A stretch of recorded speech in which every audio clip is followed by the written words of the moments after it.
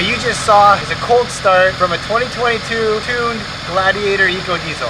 As you can see, no black smoke. After having a Tuned EcoDiesel for a year, I'm gonna give you my honest review of not just the Tuned, but the Gladiator itself, all the things I've done to it. Let's talk about it. I've had my Jeep Gladiator EcoDiesel built by Epic Adventure Outfitters and tuned by EcoDiesel Owners Canada for just over a year now. I've had it in the snow, I've had it on rocks, I've had it in the mud, I've had it high elevation, I've towed with it. I'm here to tell you my experience with my rig so far, the good and the regrets. Hopefully it helps you make some decisions for your rig. And so what's it like driving the Tuned EcoDiesel? It's freaking awesome. It's a completely different vehicle. If you talk to anybody that's had it done, they'll tell you the same thing. Completely gets rid of that pedal lag. It's not turbo lag, it's pedal lag. Completely gets rid of that. The sound is awesome. It's just enough sound. I do take this thing hunting, so I don't want it to be too loud.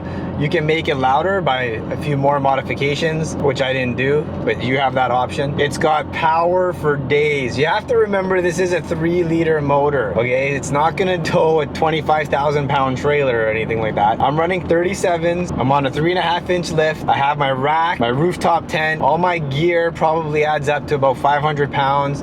Then I tow my 2,500 pound trailer with it as well, and it just goes. It's effortless for this thing. Again, keeping in mind the gearing and watching your EGTs. Do I go 130 up the steepest hills in BC? No, I don't. Not even close. Maybe 80. I just take my time and cruise, take care of the motor. A monitor to track things. So this is my Edge CTS3. You can pick these up at EcoDiesel Owners Canada. Why it's so important? Throttle position, that's gonna make your EGTs higher or lower. Your load percent. Chris from EcoDiesel Owners Canada told me you want that number to be as low as possible. It's gonna tell you your temperatures, and then the horsepower torque is just there for fun. Fuel rail, again, just sort of there for fun in case I run into trouble. I'm going up a pretty steep hill, and you can see my gear is 6 already. My EGTs are 946. My throttle position is 27. All right, we're gonna go up this exact same hill, except I'm going to gear down and show you exactly what's going on. Okay, here we are again. 6th gear, just a reminder. I'm gonna bumper down to 4th gear.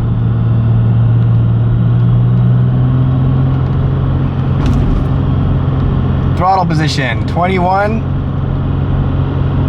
28% load, EGTs are lower. Going 60. See how that works? Same hill, look at that. Still maintaining 60, EGTs have dropped even more. And again, watching the EGTs, you want them to drop below 400 before shutting her down. And if you don't have one of these monitors, you don't know when that is. Sometimes it's 30 seconds, sometimes it's a couple minutes. In this case, it was only a minute or so. So let's address the elephant in the room. This is the 3.0 EcoDiesel motor. Does it have problems? I guess it has as many problems as every other motor. I had the 3.6 before this, and when I traded it in, the new owner had to replace that motor. So, do these motors go out? They sure do. But let me give you a big piece of advice. Here is a 2-year-old EGR. Now, I'm no mechanic, but if an EGR looks that bad after 2 years, your intake is gonna be just as bad. So why are these things failing? It just makes perfect sense to me that all that soot buildup in your motor is going to cause problems. A lot of places you can't delete. I fully understand that. But what I'm saying is, it would be nice if you could shut off the EGR. Now, I'm not saying you should, because in a lot of places you can't do that either. But if you could, that would be really nice, and it would save your motor. Email sales@EcoDieselOwnersCanada.com, and maybe they can help you out.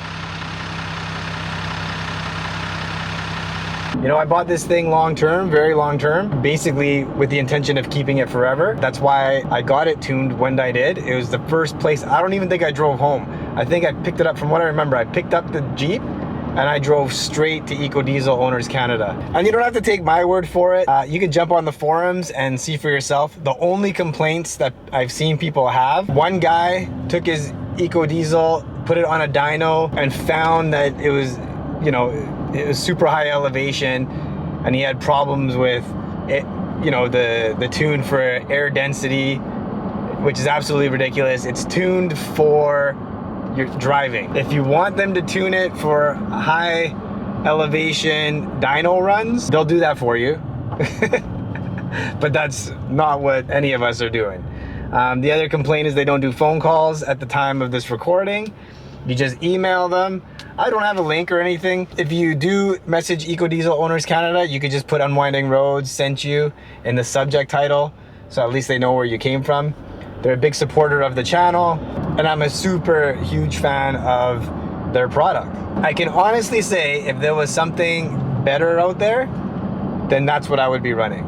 At this point, there just simply isn't, and I can't see anybody catching up because they're constantly testing everything. I'll give you an example. They sell AMSOIL treatment for your fuel, which you should be running because, as you know, there's a recall on these for the high pressure fuel pump. When asked about which fuel additive, Chris will openly tell you you have to test a bunch of different ones out and see what works best for your climate. He doesn't sell you the product that he has because he doesn't know if it's gonna work the best for you in your climate. That said, they test a whole bunch of different oils. AMSOIL seems to be the one. Last time I was in there, I was getting an oil filter and they recommended something other than Mopar for the first time. Previous to that, it was a Mopar oil filter. They said in testing, this other brand, and I can't remember what it is, you'll have to message them to find out what it is, it's better. Let's talk smell and smog. It does smell like an old diesel, and the smoke isn't too bad. There is times when it's super cold, it'll smoke out a campsite for sure. So just something to be aware of. You don't want to be smoking out the campsite when you have other people around. That part kind of sucks.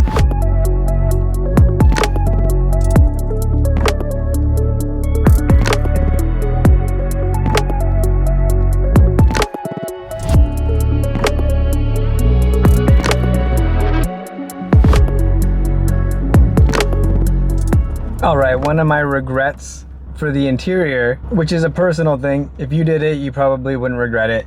And that is my overhead rack. I do love taking off the Freedom panels. And with the overhead rack here, it kind of takes away from that, you know, open air feeling. I do like having my Kenwood radio up here. Makes it real easy to just, you know, reach up and do that. And storage up here is also real nice. But I don't like having the rack up here when I take the Freedom panels off.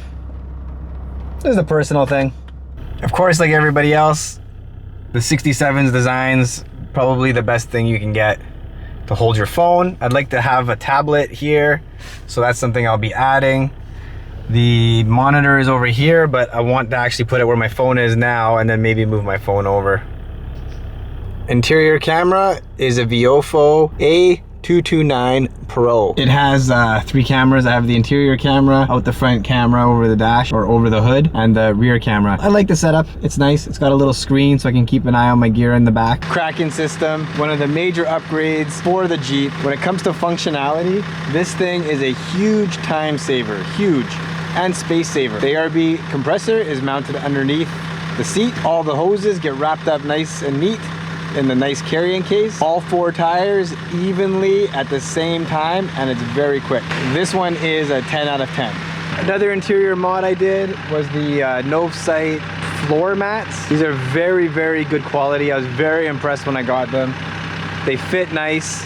In the Gladiator, the front ones fit nice. The back one, there's a little bit of a gap. I still use them. I don't mind the gap. It's, I don't know, better than not running them, I guess. But for the Wrangler, they'll fit your Wrangler perfect. 9.8 out of 10. It would have gotten a 10 if it fit the Gladiator.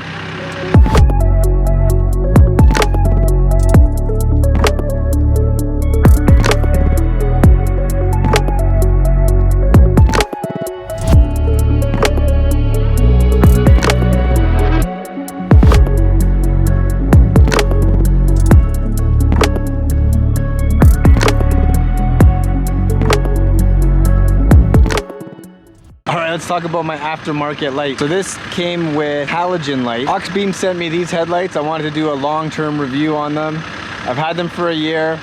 They've worked great. They put out great light. Everything is fine. They do fog up when the weather is bad, but they don't seem to be holding any water or anything like that, which is a good sign. Of course, my Novesight bumper lights, I just installed these, so not a long-term review yet. I've had them out on the trail, absolutely love them. I love the way they look. I love everything about them, really. We'll see how they hold up. The thing with Novesight is they want to put out quality products, and it looks like they do. So I have no concerns whatsoever heading into the future with these. I also have the Novesight hood lights.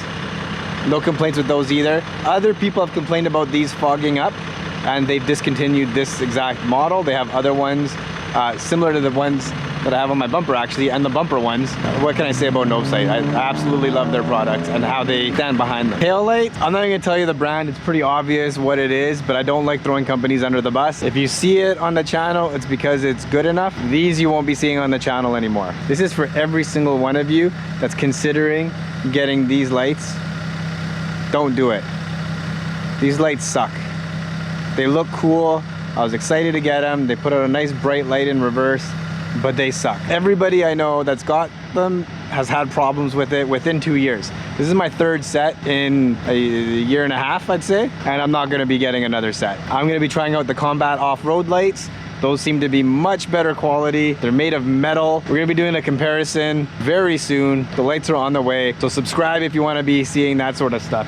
Also, subscribe if you wanna be seeing the Unwinder on the trail. We do have a lot of adventure videos. So everything that you see is tested out there in the real world. We're also trying to hit 25,000 subscribers by the end of this year. Subscribe, check it out if you like what you're seeing. My worn winch, to be honest, not too happy with that. The winch itself works okay. I have been getting some grinding, but I think that's normal for an older winch that gets used a lot. The remote sucks. It was cutting in and out constantly.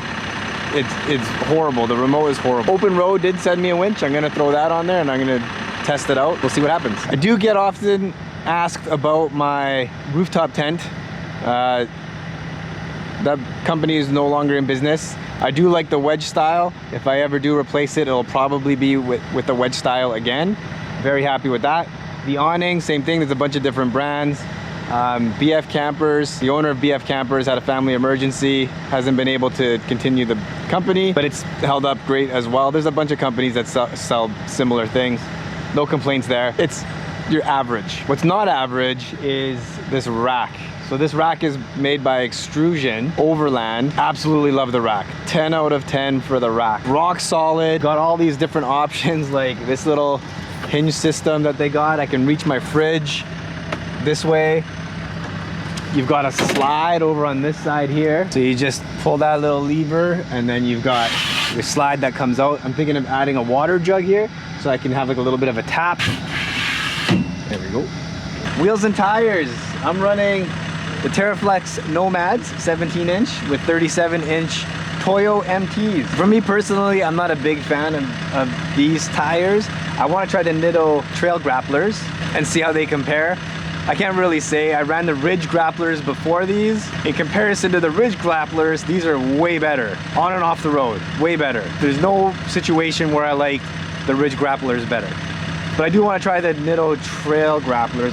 Nice thing about the TerraFlex Nomads is it's got the air down system built right in. Turn the knob and lets the air out. Super easy, very, very fast. Sliders. These sliders suck. These are the stock sliders that I put on. Horrible. I do have other sliders coming from Hook Road. Be installing those very soon as well. I'm leaving the engine on, by the way, so you can hear that diesel sound. The skins, metal cloak, very good. Love the skins. They're holding up very, very well. Another regret, my suspension system. At the time, for the EcoDiesels, when I got this, it was a great setup. Since then, TerraFlex has made a more heavy-duty spring, so I will be getting those springs. I'll keep you posted on the difference. Without the weight of the rack and all my gear, the setup is perfect. It's great. I love it. The front end bounces a little bit too much in comparison to my other Jeep, but the rear end performed flawless. Once I added all this gear, it sits so low. I'm only about 1.5 inches off of my bump stop. So if there's an obstacle, my front end will flex and my rear end will just tip. It just tips the whole Jeep. So there's no up travel, is what I'm noticing. So I'm gonna have to fix that. I talked to the guys at Epic Adventure Outfitters and they highly recommended the TerraFlex heavy duty springs. So that's what I'm gonna be going with. I'll keep you posted on how that goes. I'll be getting them for the front as well. Right now I have a bunch of spacers. The weight of the EcoDiesel kind of makes it drop a bit more. Also, the non-Rubicons have a thinner axle. I didn't know that. I thought they all had the same. But it came to my attention that they do in fact have a more narrow axle. Something to keep in mind. And also once you lift it, it's gonna change the center of gravity.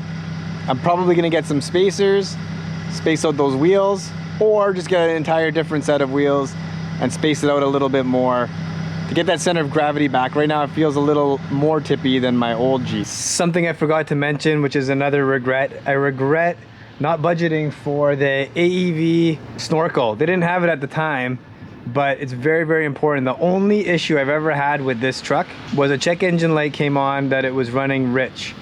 I messaged Chris at EcoDiesel Owners Canada and he let me know to check my air filter. The funny thing is on that trip, I was messaging everybody that I had to stop and get an air filter. I knew it was caked up.